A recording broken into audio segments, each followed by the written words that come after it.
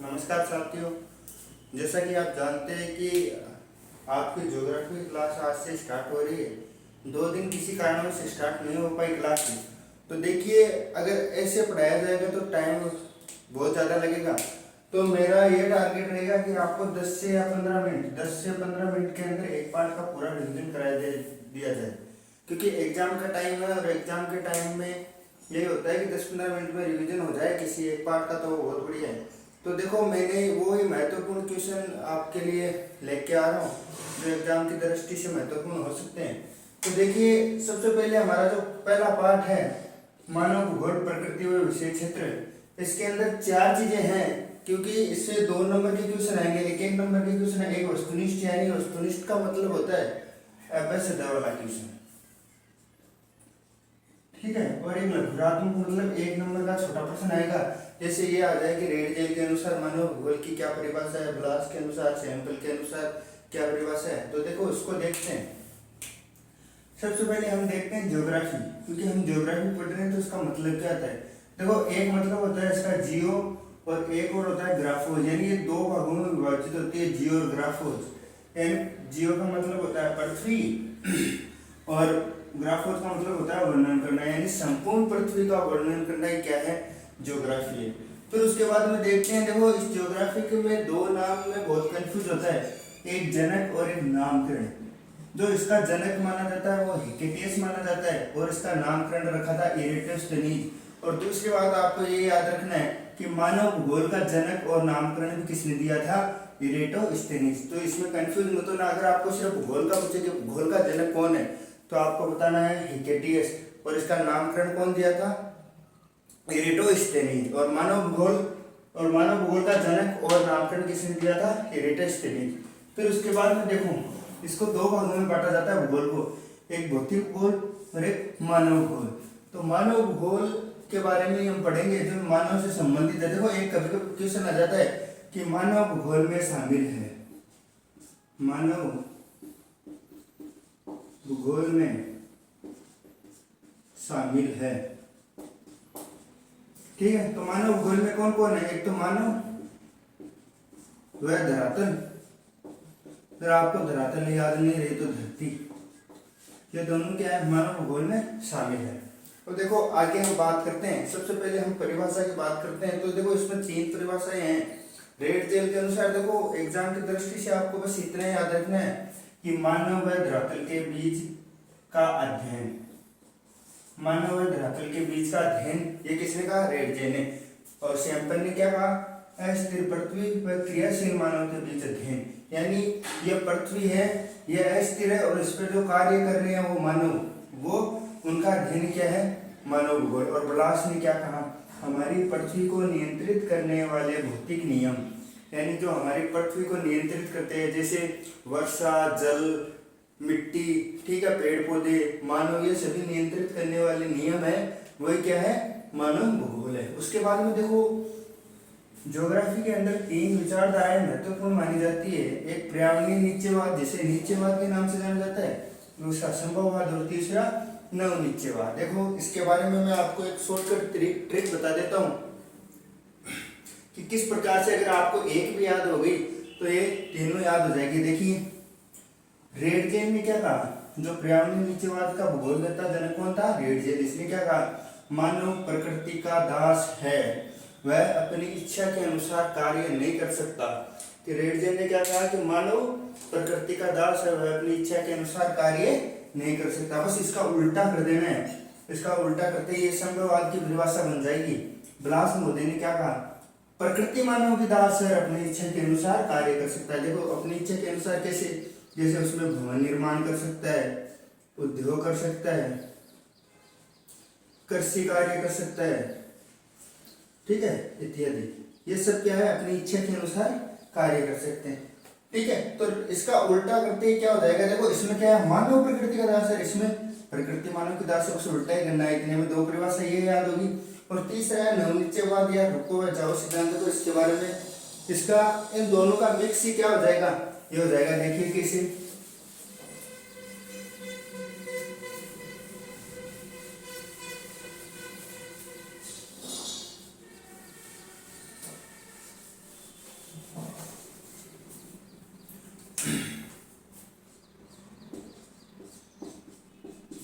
निश्चयवाद या रुको या जाओ सिद्धांत। देखो कैसे, हमने ऊपर पढ़ा था निश्चयवाद में कि मानव प्रकृति का दास है, और संभववाद में क्या पढ़ा था, इसका उल्टा ये प्रकृति यहां लग लिया हो, प्रकृति मानव की दास है, ये पढ़ा था। अब देखो इन दोनों का मिक्स करते हो, ये कौन सी हो जाएगी, नवनिश्चयवाद। इसका प्रवर्तक कौन था या भूगोल में था, ग्रिफिथ टेलर। इसने क्या कहा कि ना ही, बस इसके ये जोड़ना है, ना ही मानव प्रकृति का दास है, ना ही प्रकृति मानव की दास है। इतना याद रखने के बाद में आपको सिर्फ ये करना है कि प्रकृति के साथ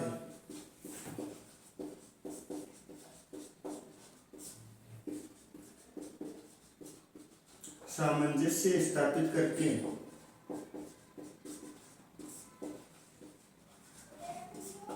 उस पर विजय प्राप्त कर सकते हैं।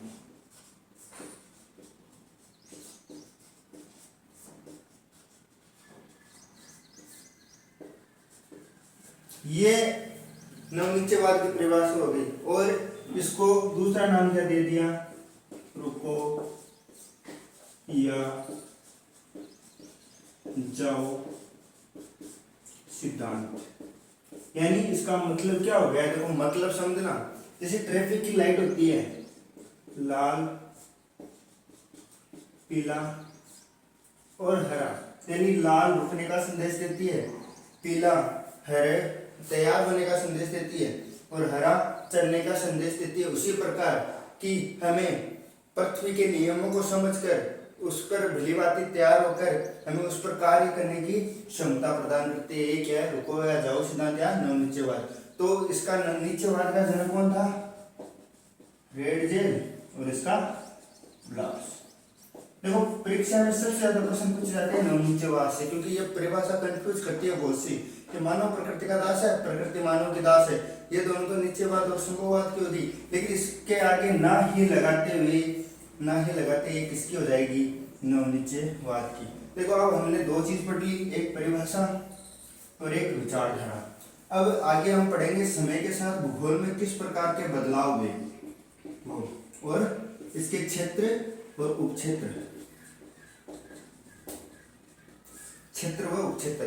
देखो सबसे ज्यादा क्वेश्चन इससे आते हैं क्योंकि इसमें सीधी परिभाषा पूछ ली जाती है। जैसे मान लो अस्थिर पृथ्वी वह क्रियाशील मानव,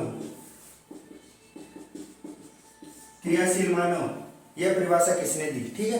तो आगे हम पढ़ेंगे इसके समय के साथ भूगोल में बदलाव और क्षेत्र और उपक्षेत्र, और इसके बाद में आपका ये पूरा पाठ कंप्लीट हो जाएगा, ठीक है। इससे आपको पहले बता दें 2 नंबर के क्वेश्चन आएंगे, 1-1 नंबर के, तो ज्यादा रिस्क मत लेना, बड़े प्रश्नों पर ध्यान मत देना कि सभी ये बस आपको शॉर्टकट याद रखना, फिर आपको इतने समझदार हो कि इसका थोड़ी डिटेल कर देना। लेकिन पहले जो मैंने बताया है वही लिखना, इससे क्या होता है कि एग्जामिनर का सीधा ध्यान दे जाता है कि बच्चे ने कुछ न कुछ किया। अब आगे हम पढ़ेंगे समय के साथ भूगोल में बदलाव और क्षेत्र व उपक्षेत्र।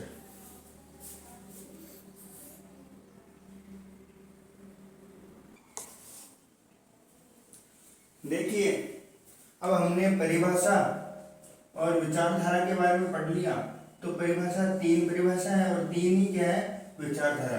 अब देखो समय के साथ भूगोल में बदलाव किस प्रकार से हुए उसके बारे में हम चर्चा करेंगे। समय के साथ देखो इसमें सबसे ज्यादा महत्वपूर्ण, अगर मैं आपको बता देता हूँ, ये सबसे ज्यादा महत्वपूर्ण किससे क्वेश्चन होते हैं, सबसे ज्यादा 1970 के दशक से होते हैं। लेकिन हमें क्या, हम एक बार पूरा पढ़ लेते हैं। देखो आरंभिक उपनिवेशिक युग, इसमें अन्वेषण व वितरण।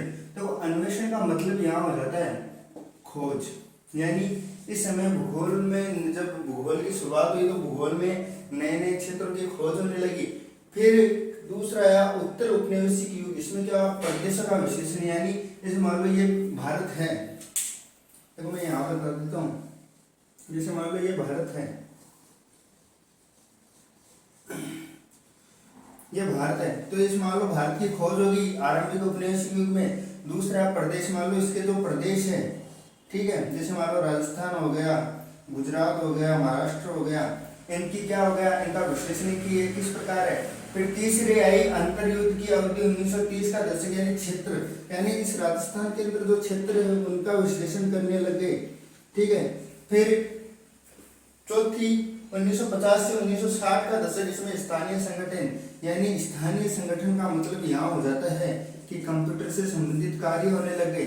और सबसे ज्यादा महत्वपूर्ण है 1970 का दशक, यानी कि आमूलवादी, व्यवहारवादी और मानवतावादी विचारधाराओं का उदय।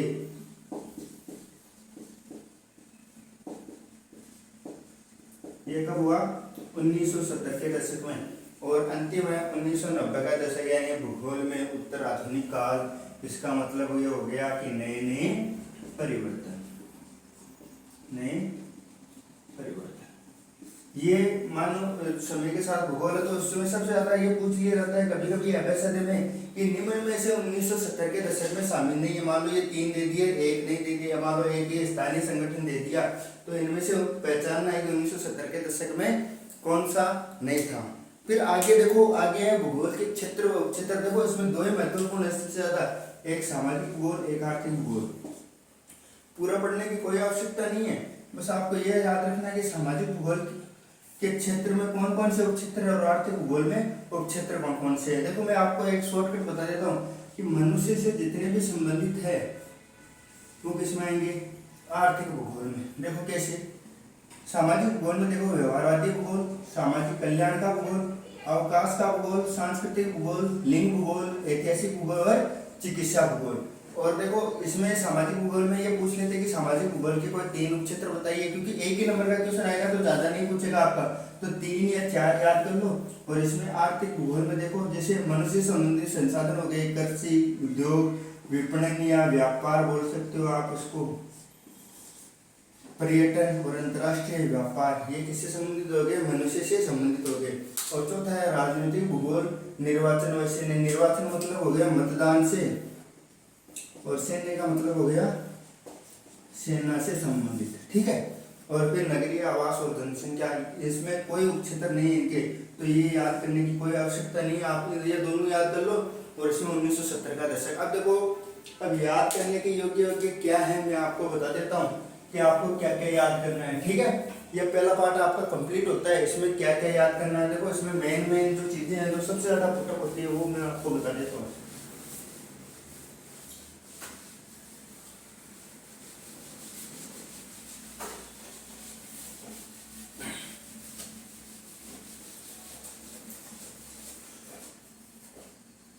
देखो एक तो परिभाषा, परिभाषा आपको तीनों याद होनी चाहिए। 3 परिभाषा है किस किसकी, रेडजेल, सैंपल और ब्लास। फिर उसके बाद में विचारधारा। अब देखो विचारधारा के अंदर अगर आपको एक विचारधारा याद है, जैसे मान लो नीचेवाद की विचारधारा याद है, अब यहाँ पे नीचेवाद में अगर पर्यावरणीय नीचेवाद आ जाए तो भी ये एक ही चीज है, ठीक है, कंफ्यूज मत होना इसमें। तो इसमें बस ये याद रखना, प्रकृति सॉरी मानव प्रकृति का दास है, वह अपनी इच्छा के अनुसार कार्य नहीं कर सकता। 2, तीसरा है समय के साथ भूगोल में 1970 का दशक। और चौथा है क्षेत्र व उपक्षेत्र। इसके अंदर कौन सा आ गया, सामाजिक क्षेत्र व आर्थिक क्षेत्र।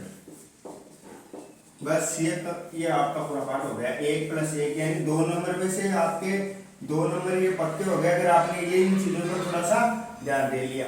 तो आगे हम मिलते हैं अगली क्लास में, तब तक के लिए आप इनको एक बार दोबारा रिवीजन कर लेना, क्योंकि ये एक नंबर ही क्या है, जब मान लो आपका ज्यादा पेपर भी बड़ा नहीं होगा, ओनली 56 नंबर का पेपर होगा, ठीक है। तो हम मिलते हैं कल, धन्यवाद।